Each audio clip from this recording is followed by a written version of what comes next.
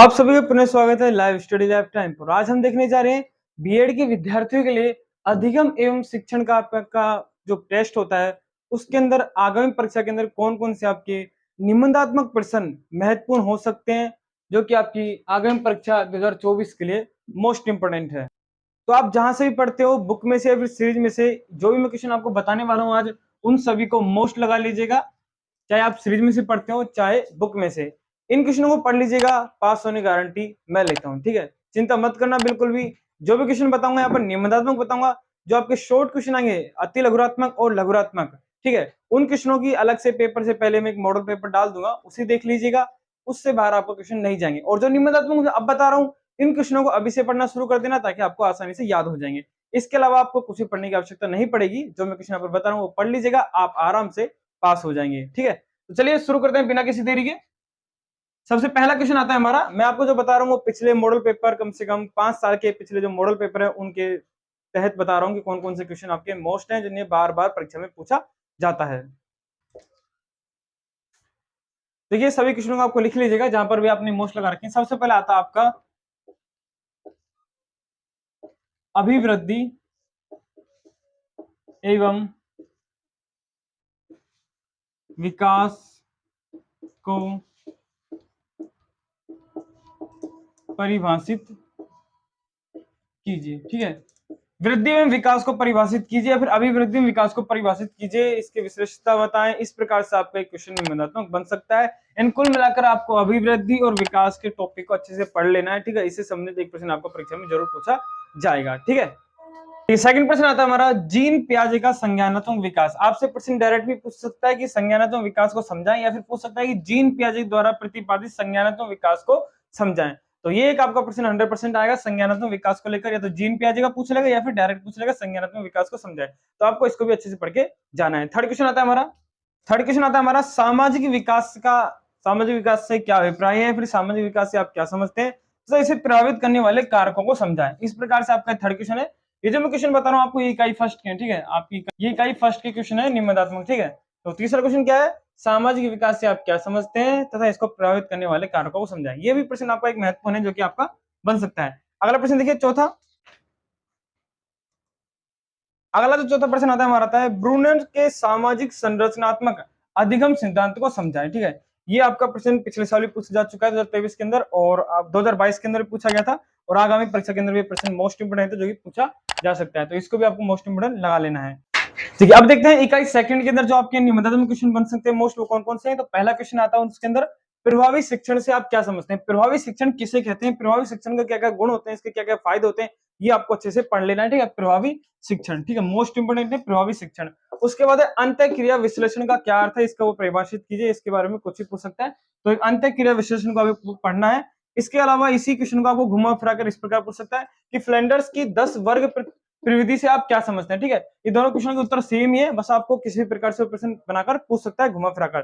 तो एग्जामिनर्स की आपको समझना है लैंग्वेज को। ठीक है, अगला प्रश्न जो तीसरा आपको बन सकता है सृजनात्मकता से आप क्या समझते हैं। ठीक है, सृजनात्मकता ये आपका कहीं भी नहीं छोड़ेगा, बीएड के सभी पेपरों में सृजनात्मकता, मनोविज्ञान, विकास, बुद्धि, ये ऐसे प्रश्न है जो आपको रट लेने हैं, क्योंकि इनसे क्वेश्चन आपको हर पेपर में देखने को मिलेंगे। जैसे मनोविज्ञान का अर्थ क्या है, मनोविज्ञान की परिभाषा, सृजनात्मकता से आप क्या समझते हैं, विकासात्मक परिभाषा क्या है, बुद्धि से संबंधित क्वेश्चन है, ये सब क्या है आपके क्वेश्चन फिक्स है, ये तो आपके पूछे जाएंगे। ठीक है, तो सृजनात्मकता को आपको अच्छे से समझ लेना है कि सृजनात्मकता क्या होती है। ठीक है, नवीन विचारों का उत्पादन करना है सृजनात्मकता, सृजन करना यानी नवीन चीजों का आविष्कार करना ही सृजन कहलाता है। ठीक है, इसकी परिभाषा आप डिटेल से खुद बना भी सकते हैं और समझकर आप आराम से लिख सकते हैं। ठीक है, तो तीसरा क्वेश्चन जो आपका वो है सृजनात्मकता से आप क्या समझते हैं। ये इकाई सेकंड के 3 क्वेश्चन मोस्ट इंपोर्टेंट हो गए, इनको लिख लीजिएगा, या फिर आपने जहां से भी पढ़ रहे हैं सीरीज में से या फिर बुक में से वहां लगा लीजिएगा। चलिए अब इकाई थर्ड में से देखते हैं कौन कौन से आपके मोस्ट बन सकते हैं।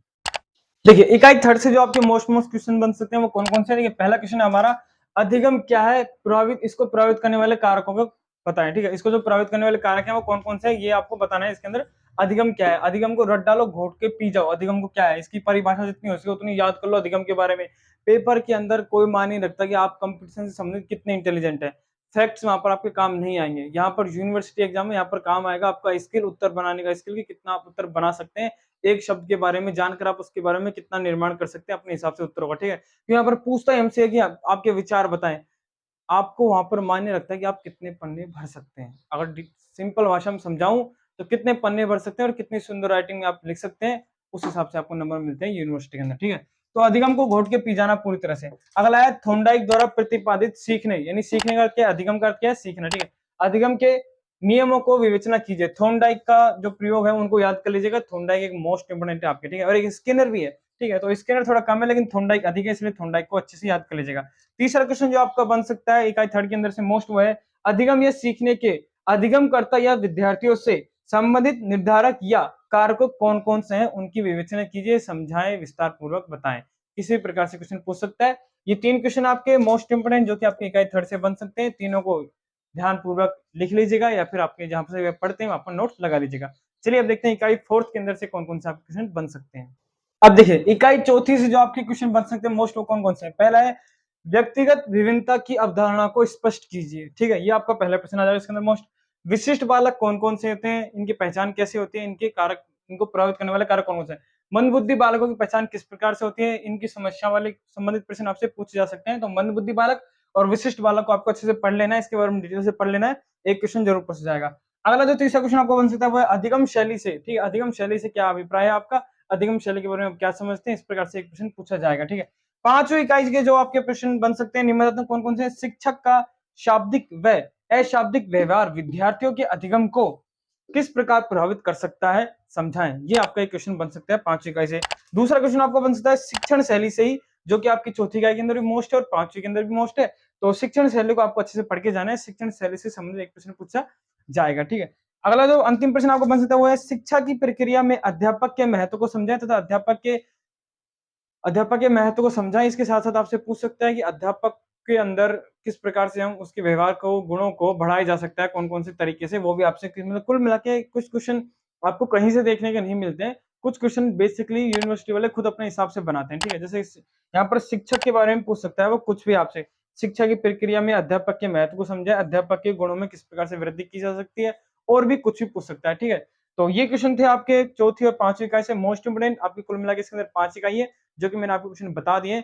इन क्वेश्चनों को अगर आप पढ़ लेते हैं तो आप आपके अंदर इतनी मतलब बुद्धि आ जाएगी कि आप आराम से कैसा भी पेपर आए, कैसे भी क्वेश्चन आए, आप आराम से उनके उत्तर लिख सकते हैं और पास हो सकते हैं इन क्वेश्चनों की बदौलत। इन क्वेश्चनों से ये समझ लीजिए आपकी नींव आधार है जो तैयार हो जाएगा। उसके बाद में कैसा भी प्रश्न पूछा जाए आप आराम से उसके अंदर उत्तर लिख पाएंगे, और अगर आप उत्तर लिख पाते हैं तो आपको अच्छे अंक मिलेंगे, अच्छे अंक मिलेंगे तो आप पास हो जाएंगे। वीडियो अच्छी लगी एक लाइक जरूर करें, चैनल को सब्सक्राइब करें इस तरह की और वीडियोज के लिए। और बहुत जल्द जो भी आपके पेपर है उन सभी के मोस्ट क्वेश्चन आते रहेंगे।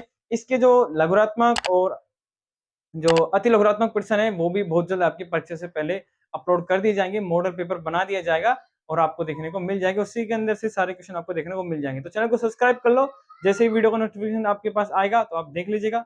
चलिए मिलते हैं नेक्स्ट वीडियो में, तब तक के लिए धन्यवाद।